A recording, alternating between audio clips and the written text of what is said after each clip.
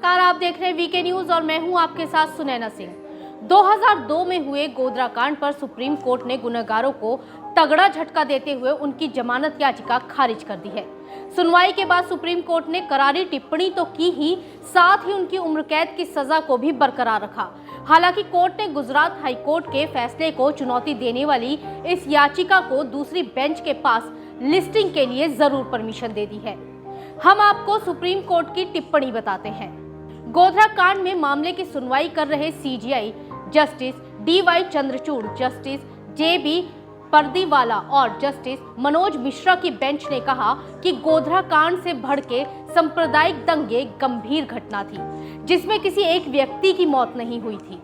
27 फरवरी 2002 को साबरमती एक्सप्रेस के गोधरा स्टेशन पर पहुंचने के बाद अयोध्या से लौट रहे कार सेवकों के S6 कोच में आग लग गई थी, जिसमें 49 लोगों की मौत हो गई थी। इसी मामले में सभी दोषी उम्र कैद की सजा काट रहे हैं।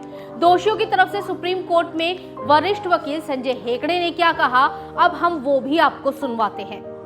संजय हेगड़े ने कोर्ट में दलील दी कि निचली अदालत ने दोषी शौकत यूसुफ, इस्माइल मोहन, बिलाल अब्दुल्ला, इस्माइल बादाम घाची और सिद्दीक को आजीवन कारावास की सजा मिली है। इसमें से एक 17 साल और 6 महीने की सजा काट चुका है, जबकि दूसरा 20 साल से जेल में बंद है। हेगड़े ने कहा कि इनमें से 2 पर हिंसा के दौरान पथराव और लोगों के गहने चोरी करने के हल्के फुल्के आरोप हैं।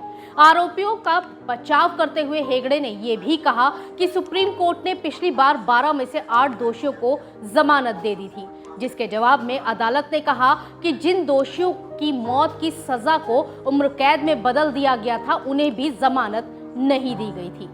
वहीं गुजरात सरकार की ओर से सुप्रीम कोर्ट में पेश हुए सॉलिसिटर जनरल तुषार मेहता ने बेल का विरोध किया। उन्होंने निचली अदालत के निष्कर्षों का जिक्र करते हुए कहा कि दोषियों के खिलाफ गोधरा कांड के दौरान पत्थर फेंकने और गहने लूटने का ही दोष नहीं है, बल्कि मुख्य आरोपी साजिश करता है जिसने भीड़ को उकसाया था।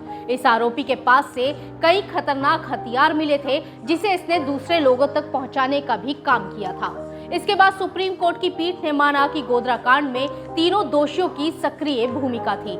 हालांकि गोधरा कांड में दोषियों की ये कोई पहली याचिका नहीं है। इससे पहले भी 21 अप्रैल को सुप्रीम कोर्ट ने गोधरा कांड में ही सजा काट रहे 8 दोषियों की जमानत याचिका खारिज कर दी थी और दोषियों की मौत की सजा को उम्र कैद में बदल दिया था, लेकिन जमानत नहीं दी गई थी।